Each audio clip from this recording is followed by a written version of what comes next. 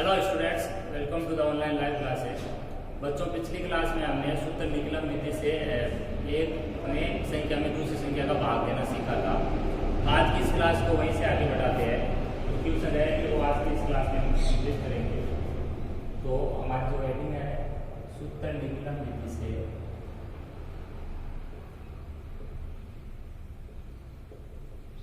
भाग दीजिए।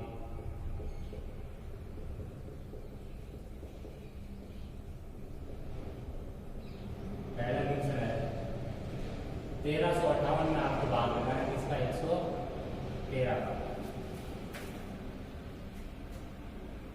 तो मैंने क्या समझाया था आपको कि भाग देना आपको सूत्र निकलन विधि से। तो सबसे पहले तीन खंड बनाइए। कितने खंड बनाइए? तीन खंड।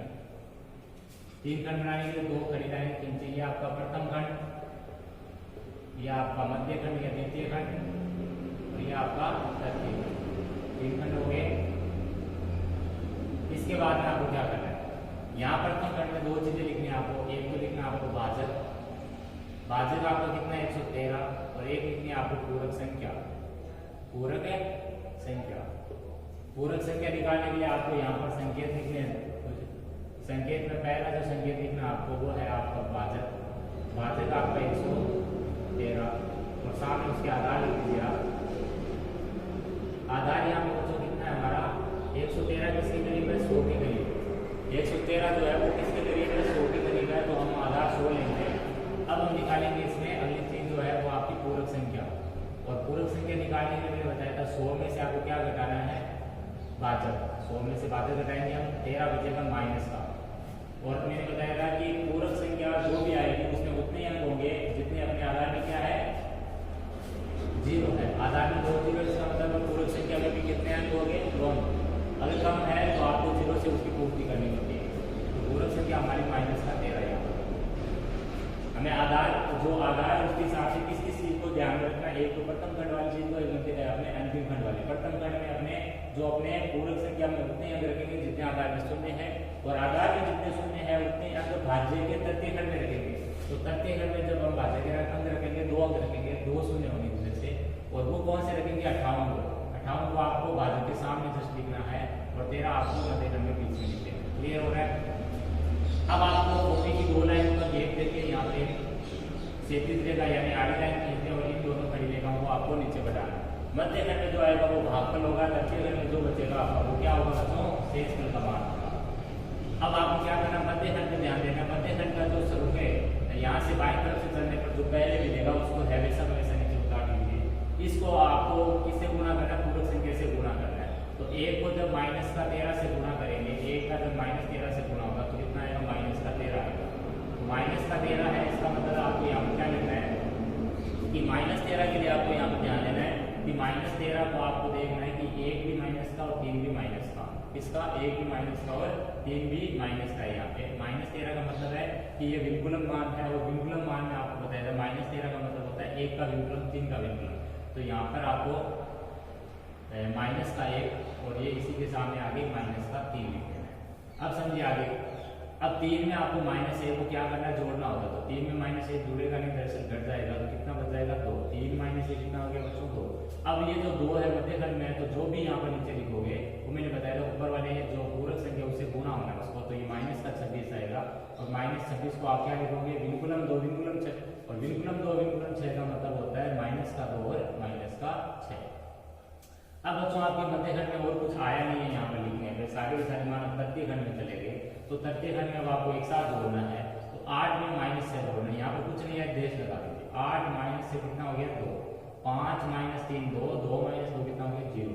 अब एक चीज ये भी बताई थी कि तृतीय खंड में जितने अंक ऊपर है आपने छोड़ के उतने अंक शेष पर नहीं होने चाहिए। अगर ज्यादा है तो वो अंक आपको क्या करना है? उस कंडीशन में ज्यादा अगर आता है तो उस अंक को आपको इधर मध्य खंड में शिफ्ट कर देना है। शिफ्ट करके यहाँ पर जोड़ देना होता है। और तृतीय खंड में जो भी मान आएगा शेषफल आएगा, शेषफल भाजक से क्या होना चाहिए? छोटा होना चाहिए। तो हम आगे यहाँ पर संकेत में लिखेंगे कि यहाँ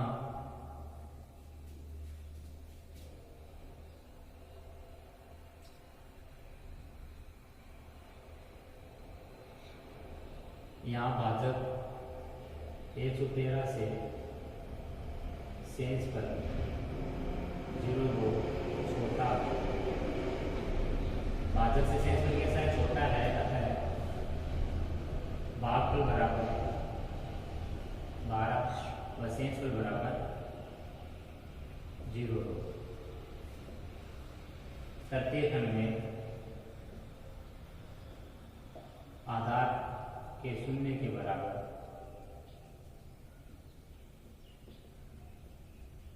अंक रखे गए थे। तृतीय खंड में कितने अंक रखे गए आपके, 2 अंक रखे गए, क्योंकि आधार में 2 शून्य है। तो 12 भागफल 0.2 शेषफल यह आपका इसका आंसर है।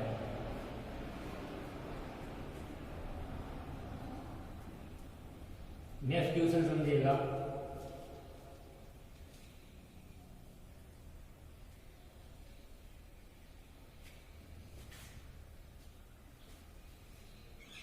बारह सौ 34 में बच्चों इस बार आपको 1234 है, उसमें आपको भाग लगाना है 112। किसका भाग लगाना है, 112।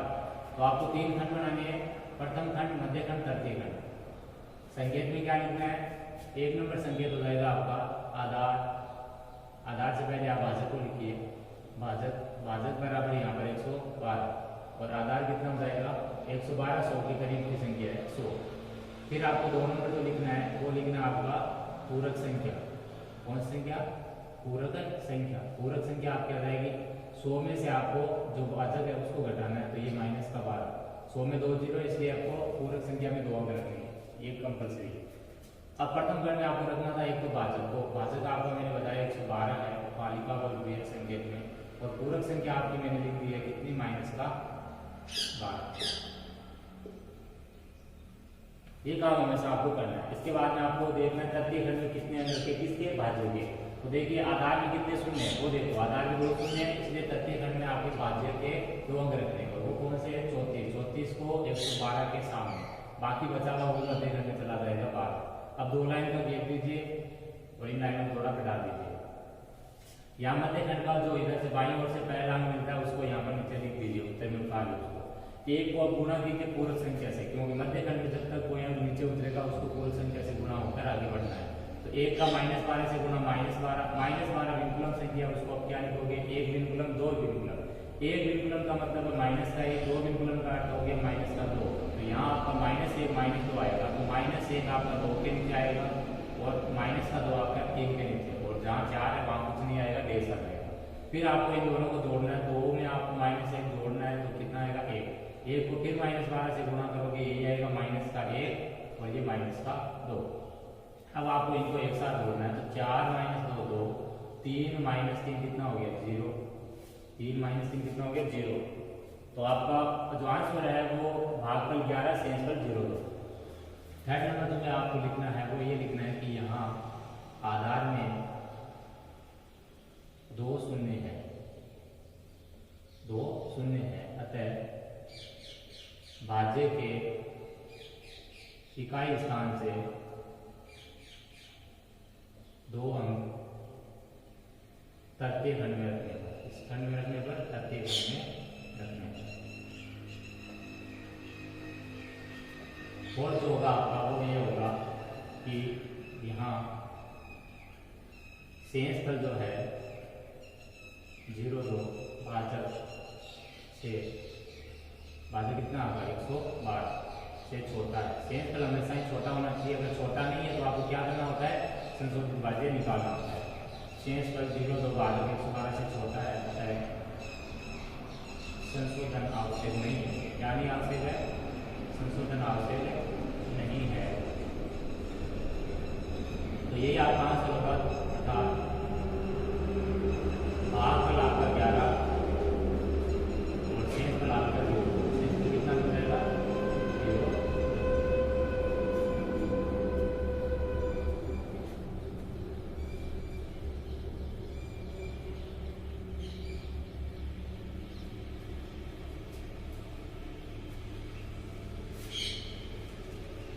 अगला क्वेश्चन देखिए,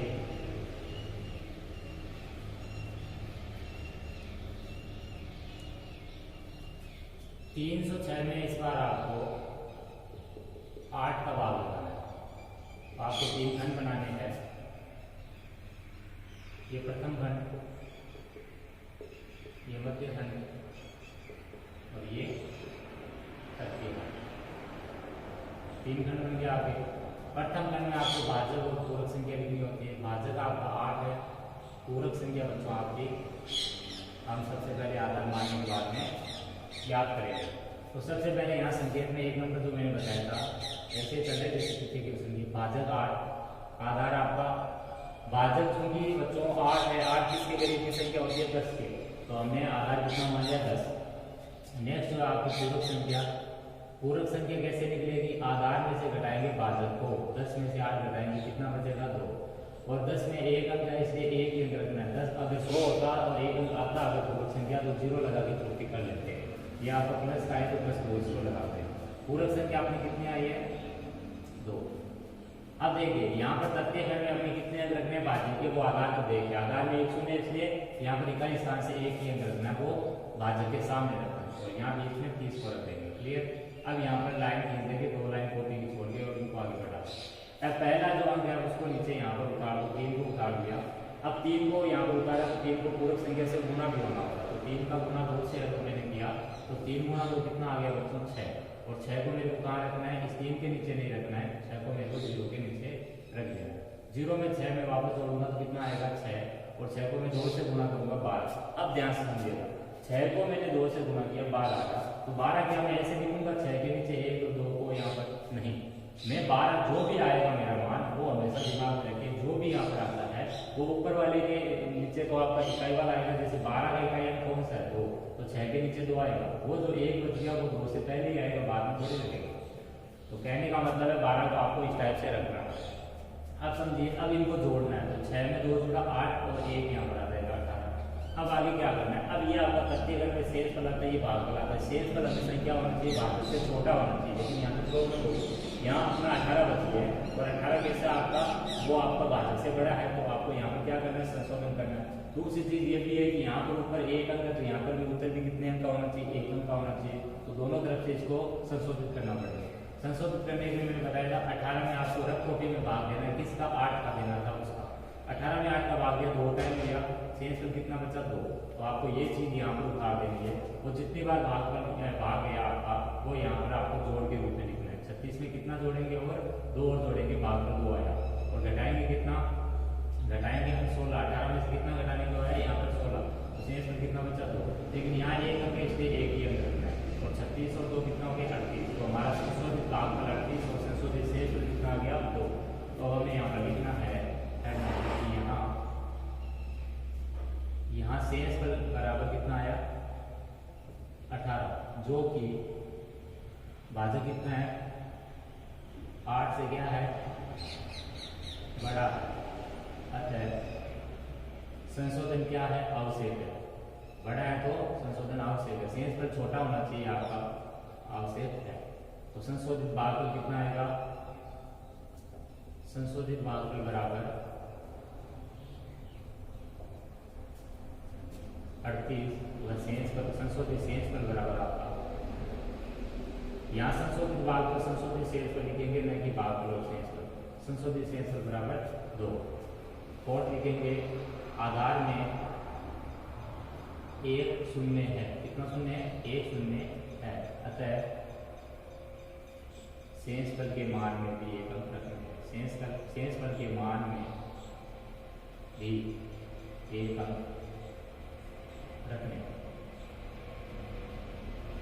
ये संकेत आपको लिखना है।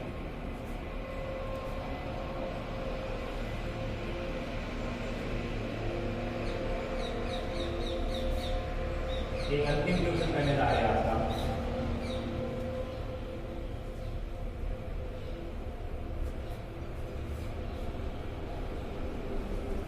ध्यान से समझिए दोस्तों।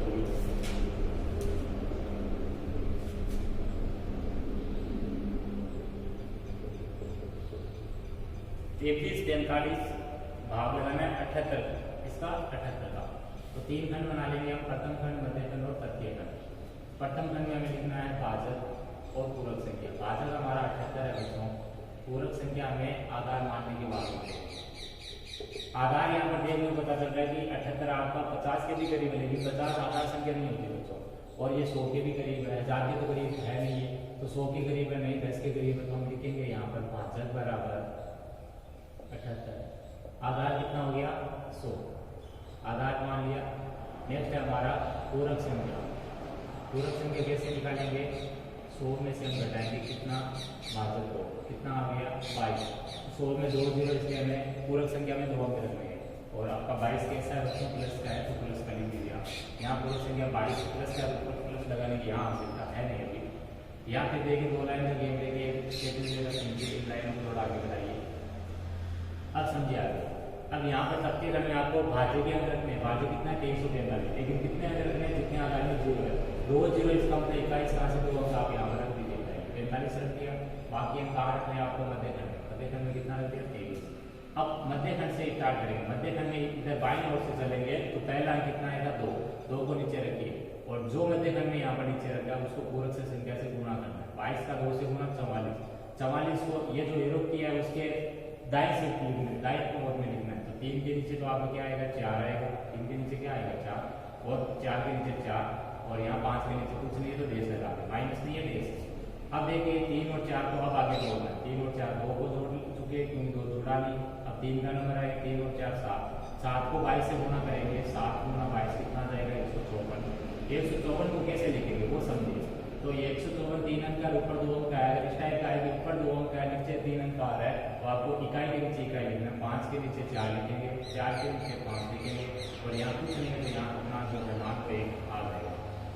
अब ध्यान से समझिए, अब हमें जोड़ लगानी, क्या लगानी है जोड़।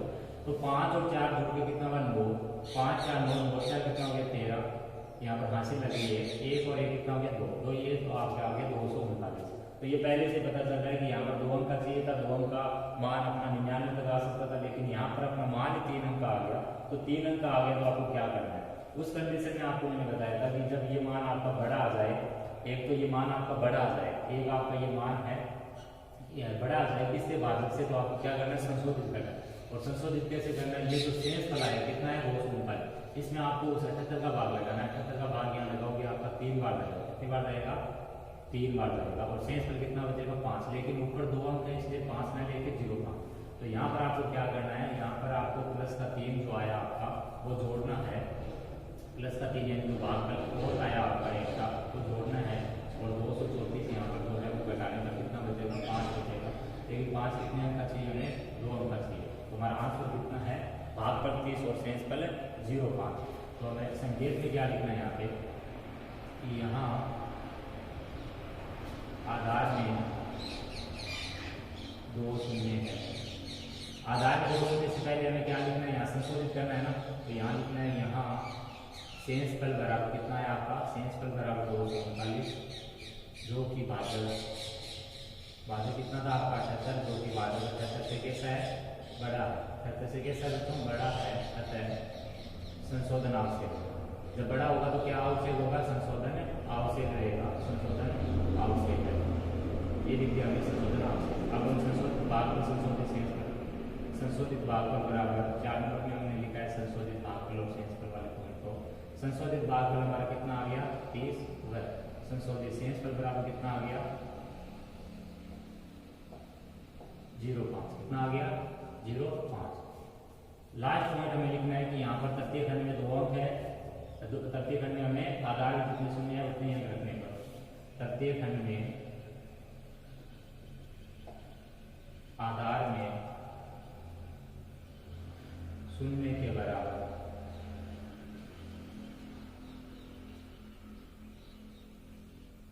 हम शेष फल के रखे गए हैं, किसके रखे गए, शेष फल के रखे गए।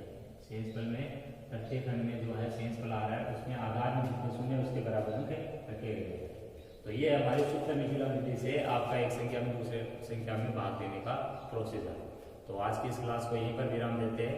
आई होप ये क्लास आपको अच्छी लगी होगी, और भी आप ट्यूशन ले लेकर बच्चों उनको चेक कीजिए, सूत्र निकलन विधि से उन पर प्रैक्टिस कीजिए। धन्यवाद।